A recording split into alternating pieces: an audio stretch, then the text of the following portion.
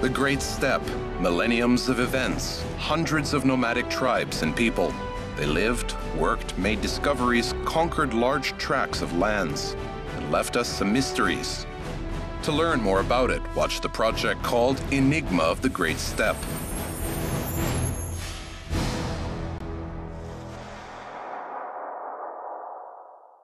On today's program, ancient capital, economic center of the steppe, Mongol invasion.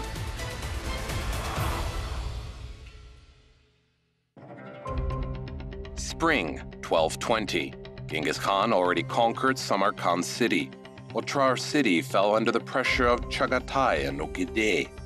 The army of Joly, moving down the Sirdarya River, conquered the settlements one after another. By agreement, the northwest part of the Mongol Empire was to become part of the Ulus of Genghis Khan's eldest son, and Joly had to conquer another large, powerful city, Sigynaq. Joly was accompanied by two local merchants, Hasan Hoxha and Ali Hoxha, who had been in the service of the Mongols for many years.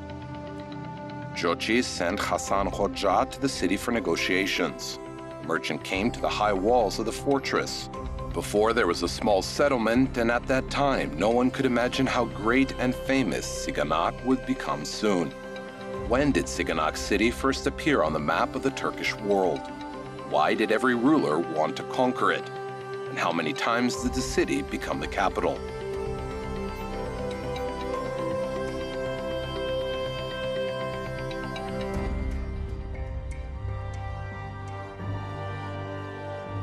Historians state that the settlement that was established on the territory of the future Sigynaq city appeared at the end of the 1st century BC, or the 1st century AD. It was the period of domination of Khanju, an ancient tribal union, which lived on the territory of southern Kazakhstan. There is evidence to believe that at that time, Sigynaq, or the settlement which was before already played an important role in forming and developing economic and political relations between Khanju and neighboring states. But written sources mention that the city was established only in the 10th century.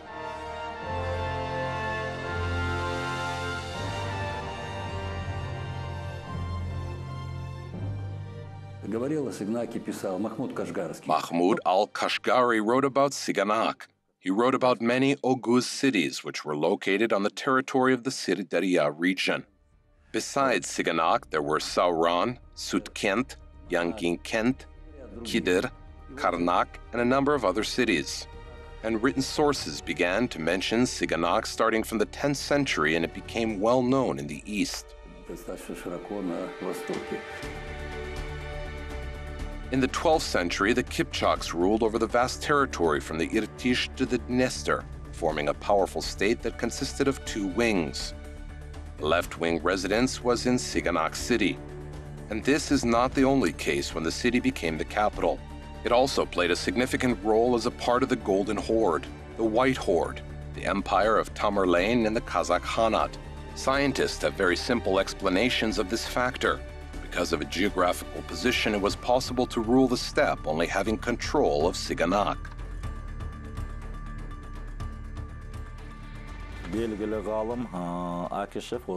A famous scientist, Akishev, who studied the Middle Ages, wrote that the largest city was Otrar. The second largest one was Sigynaq. Sigynaq was one of the major political centers. As I mentioned before, Sigynaq was the capital of Ak-Orda, Abul Khair, and Kazakh Khanates, and Otrar was the center of its own oasis.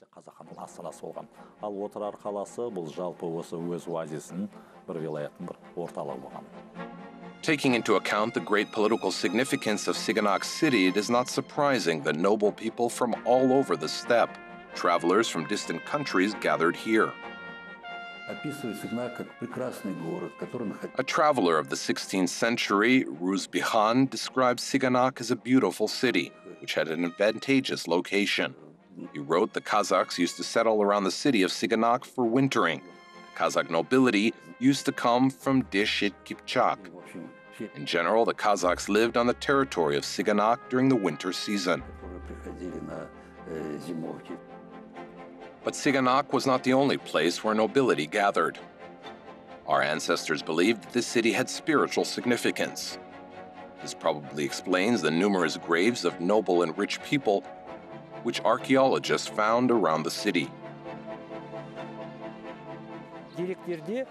We have information that all Kipchak Khans were buried there. Khans of the last century were buried in the mausoleum of Khoja Ahmed Yassawi, and before this time, Khans of Dish-i Kipchak Khans were buried in Sighnaq.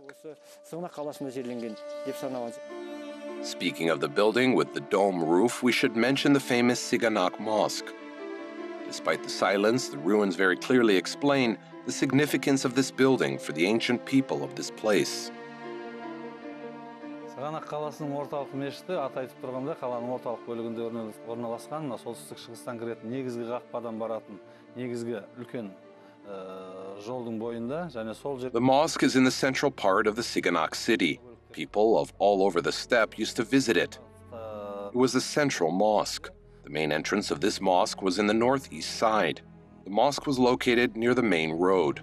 There was a square which connected numerous roads, and the mosque was in the center of this square. It was built in the 15th to 16th centuries. Islam was more widespread in Sigynaq than in other medieval cities. There were a lot of mosques. Even the descendant of Genghis Khan, Jochi's son, Birkiya, converted to Islam in this city. Жақсы тараған орталықтарының бірі ғой, орта ғасырлық қалалардың ішіндегі осы Сырдария бойындағы. Оған кезінде тіпті Шыңғыс ханның ұрпақтарының бірі жаңағы Жошының баласы Берке де алғашқы болып ислам дінін қабылдаған осы Sighnaq қаласында қабылдаған. People not only used to pray in the mosque of Sigynaq, but also get knowledge. And the foreign guests who visited the city valued this. Бұл жерде сауатты аш дегеніміз жаңағы мешіт қой, басты мәселе мешіт. Мұсылман дінінің. The mosque was the center of education. Rusbi Khan wrote that the people in Sigynaq were illiterate. That's not true. Мені Sigynaqтың тұрғындарын сауатсыз дейді. Ол дұрыс емес. Ғалымдар болған. There were many scientists. There was one scholar. I forgot his name, an Arab scientist. He taught people, worked on education and enlightenment. Есімнен шығып отыр. Мына менің арабша ұстазы болған, ұстаз. Сол мешітте оқу ағарту білімін жүргізген. Неде? Sigynaqта. Undoubtedly, being one of the largest political centers of the Great Steppe, Sigynaq had always been in the mind of the invaders. The city had to take punch. What is common between the fortifications of Sigynaq and the medieval castles of Europe? How did our ancestors manage to make concrete without having cement? And how did the Mongol invasion affect the people of Sigynaq?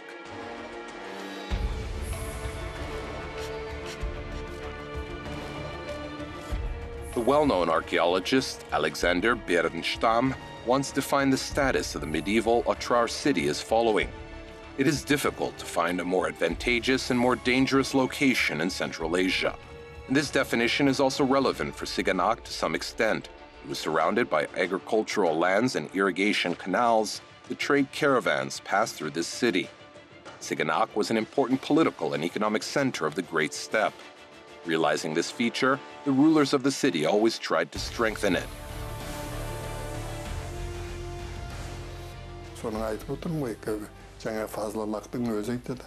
Қаланың тұрғындарының көбі жаңағы қазақтар. As I mentioned earlier, Rusbi Khan wrote that most of the locals of the city were Kazakhs, and the magnificent Kazakh army protected the city from invaders. According to Fazlallah Rusbi Khan, there also lived the Turks and other nationalities. You see, even during those times, the territory of Kazakhstan was multinational. Fazlallah Ibn Rusbi Khanның дерегі бойынша қалада тек қазақтар емес, түріктер де өнен кейін тағы басқа халықтар тұрған. Сол кездің өзінде міне мұны Қазақстанда көп ұлтты халық деп айтамыз. One of the most important findings of the expedition under the direction of the PhD in history Sigyn Och was the main gates of the city. These gates belonged to the era of the Kazakh Khanate, before the Mongol troops entered Sigynaq through them. Очень интересные, мощные The gates were enormous structures with towers. They had massive, wooden, iron-studded doors. The gates were placed in the fortress wall.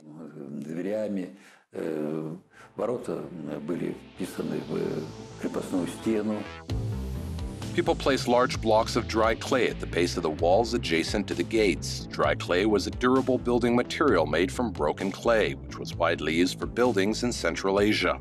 Then there was brickwork. By the way, Sigynaq people produced bricks themselves, and it was simple work. In order not to import building materials, our ancestors dug a pit and mixed their clay, adding straw or chaff. Then they put bricks to dry. Under the heat, the clay hardened and had almost the same properties as concrete.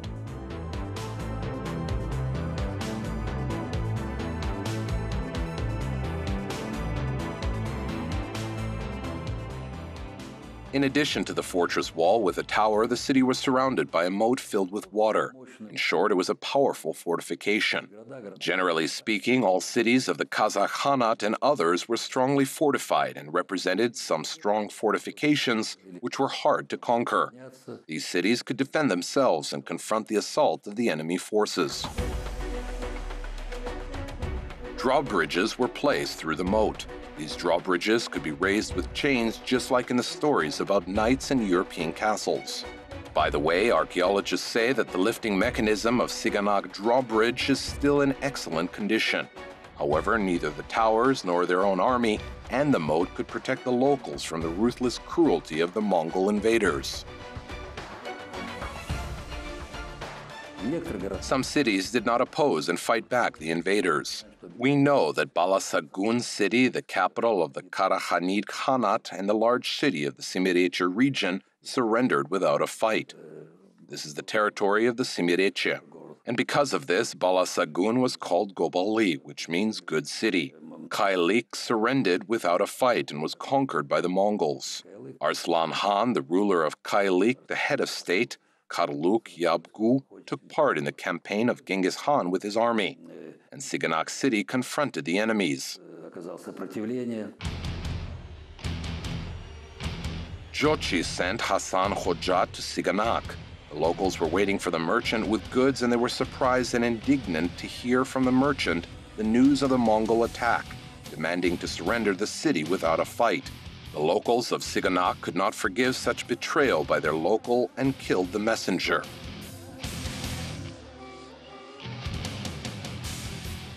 The murder of the ambassador made Joly pretty angry. The incensed commander surrounded the city in 7 days, broke all the fortifications, and captured the city. Many locals of the city were killed for murder of the messenger.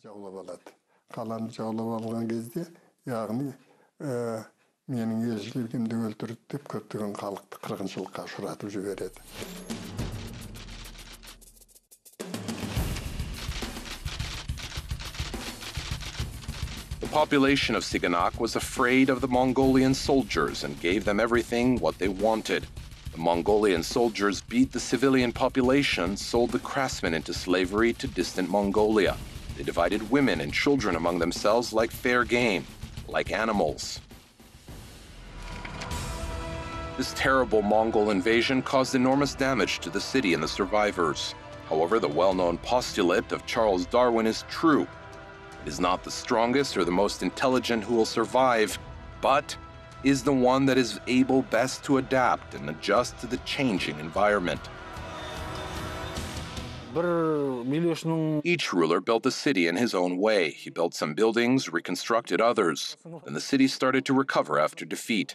At that time, people did not leave the city and built a new city in another place, because the city had many buildings and fortifications. Because it was very difficult to build a new city.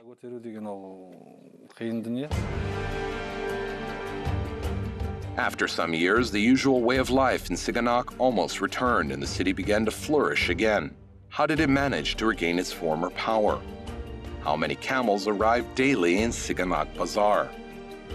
And why is this powerful settlement turned into ruins?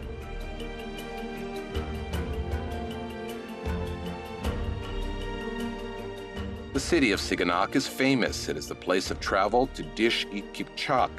People bring there all the best gifts. It is the frontier post of all possessions of Turkestan. People have calm and a safe life there. Earlier, many scientists lived in this quiet city. For example, the author of the book, Nihaya, interpreter of difficult places, Hidayah. If our life lasts long, we will become the locals of the Sigyn Och city.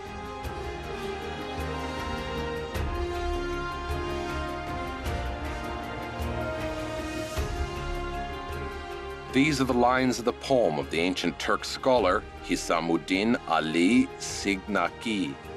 According to the hypotheses of the researchers, he was a native of Sigynaq and therefore knew the glory of his city.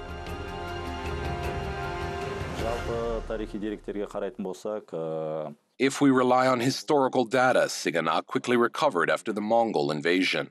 This was because of close location to the caravan routes. People brought numerous herds from the Saryarka region, and from the cities of Central Asia they brought different kinds of goods. Therefore, trade was flourishing there. Moreover, the city of Sigynaq was a part of large trade centers. Caravans of Bukhara and Samarkand passed through the city to Astrakhan. At the same time, caravans passed such cities like Suzak and others, which were located in the north. Many rare things were found during the excavation works. For example, Chinese porcelain, Celadon, Iranian dishes. Sigynaq attracted attention of many people with its advantageous location, as it was on the crossing of ancient caravan routes. The abundance of Sigyn Och market can be judged based on statistical data preserved in the notes of ancient travelers. It is mentioned about 500 camels loaded with goods were daily brought to the local market. Everything was sold here: the best bows and arrows of the steppe, grain, fabrics, dishes, and luxury goods. Sigyn Och had been called the trading harbor of the entire Dish-i Kipchak for a long time.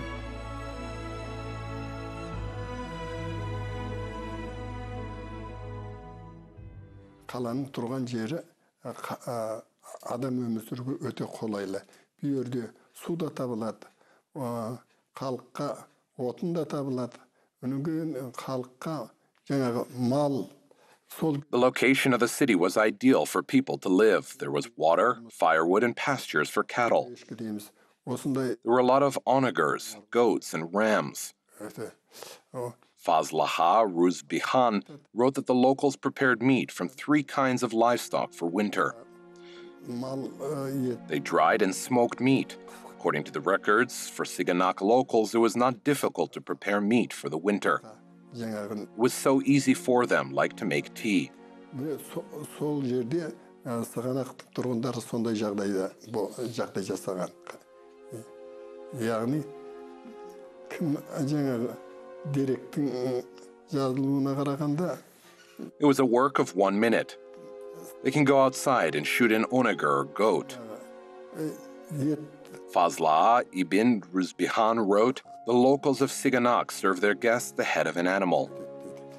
And based on these reports, we can say that the Kazakhs live there. It turns out that people of Sigyn Och serve their guests the head of a ram, or the head of another animal. Осы жерден және Фазылдақ Ибн Рузбиханның бір дерегінде Sigynақтықтар дейді, үйге келген қонақтарына малдың басын сыйлайды дейді. Міне қазақтың осы жерде өмір сүріп жатқандығын және осыдан байқаймыз.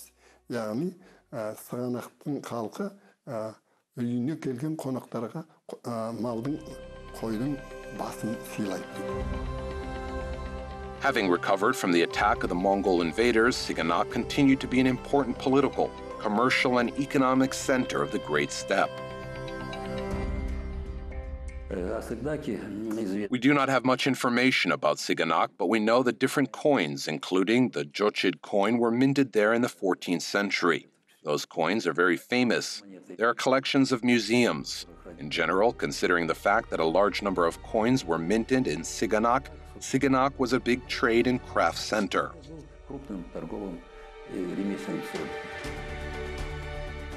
Moreover, numismatists believe that coins minted in Sigyn Och indicate that throughout the 14th century, this part of the Ulis of Jochi was completely independent. The importance of the city was not diminished after the change of its status in the political arena.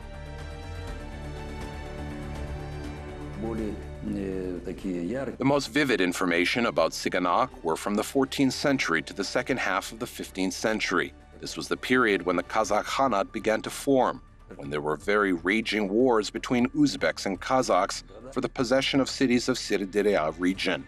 Sigynaq played a very important role. It was a powerful fortress, a place of the administration of the Uzbek Khans.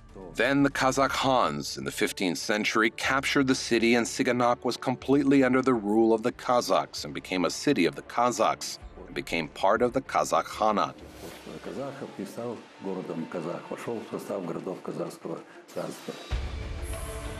Soon the decline in the economy of Sigynaq took place. Scientists explained this with the closure of the border with China in the 15th century. Consequently, the Silk Road stopped functioning as a single trade route connecting the East and the West. This was the beginning of the end.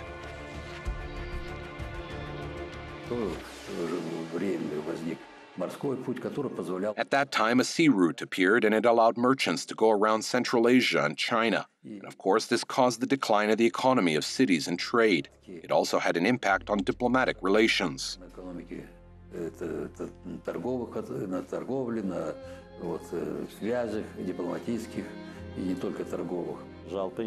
We could say that in the 18th century, the role of Sigynaq decreased slightly, because at that time, the role of Yassi became more valuable. The other cities saw Ran gained a leading role. People of Sigynaq started to move to other cities, but some stayed because of the irrigation system.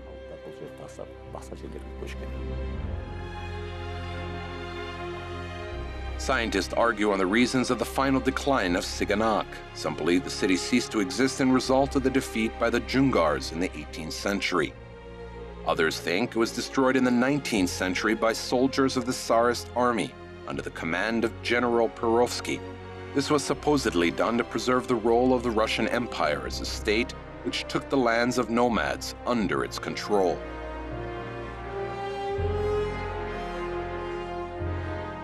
Казахское ханство, да и вообще историю казахов нельзя представлять как историю кочевых племен, кочевых народов. We cannot introduce the history of the Kazakh Khanate and the general history of the Kazakhs as a history of nomadic tribes. Our ancestors were not only nomads. Now we have a lot of cities on the territory of Kazakhstan which have a very ancient history. The Kazakh Khanate also had its own cities and towns. Now we can confidently say that the Kazakh Khanate was not only a country of nomads, but also the country of cities. The interaction of the steppe and the city represented very interesting symbiosis that allowed the development of urban nomadic culture and general culture of Kazakhstan, along with the mentality.